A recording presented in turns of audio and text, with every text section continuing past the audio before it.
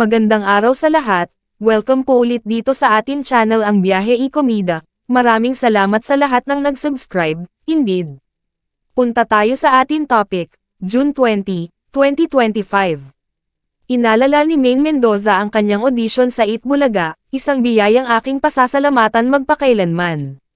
Maine Mendoza ay nagbalik tanaw sa audition ng Itbulaga, isang reg-along laging aking pasasalamatan, Maine Mendoza.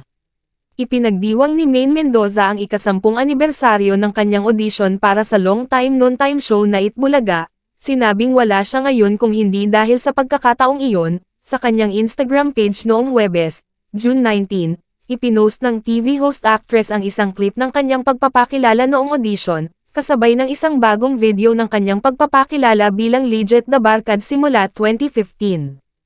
A decade ago, where it all began, sabi niya sa caption. Sa isang hiwalay na post sa kanyang Instagram channel, sinabi ni Maine, kung hindi ako nagpakita noong araw na iyon, wala akong buhay na mayroon ako ngayon. At marahil pagod na kayo sa paulit-ulit na naririnig ito, pero palagi akong mapagpasalamat sa pagkakaroon ng lakas ng loob na magpakita noong araw na iyon, 10 taon na ang nakakalipas, sa kabila ng takot at kawalang katiyakan, pinili kong kunin ang pagkakataon. Idiniin pa niya na kahit na maaari dumating siya na walang preparasyon noong panahong iyon, siya ay, nasa tamang lugar sa tamang oras, napapalibutan ng mga tamang tao. Palagi akong magiging mas grateful sa mga mahal sa buhay na nagbigay ng pagkakataon sa akin. Anuman ang mga dahilan nila, nagpapasalamat akong binigyan nila ng pagkakataon ang batang walang kalatoy-latoy, patuloy niya. Nakakagulat pa ring isipin kung paano naguni-guni ang mga bagay mula sa araw na iyon. Ano ang ginawa ko upang karapat-dapat sa lahat ng ito, kahit na tinawag upang sumali sa audition long time running noon time show sa tanghalian, mananatiling isang misteryo para sa akin, dagdag niya. Isang biyaya na palagi kong pasasalamatan.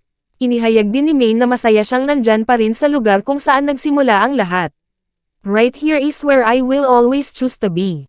Si Maine, na tinaguri ang Yaya Dub, ay sumikat bilang kalahati ng love team ng palabas sa tanghali na ngayoy wala na, ang Aldub.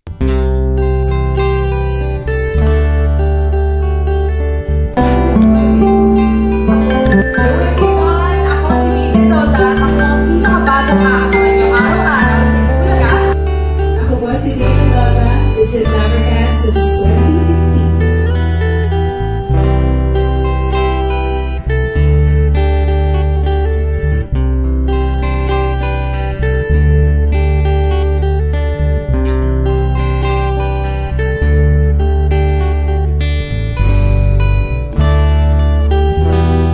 Bisitahin ang Instagram ni @mainsem at i-follow ito.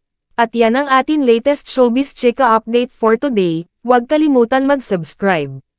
Click the notification bell for more showbiz chika updates, like and share the video at suportahan po ang atin Facebook page. Maraming salamat sa lahat ng nag-subscribe, indeed. Magandang buhay sa lahat, adios.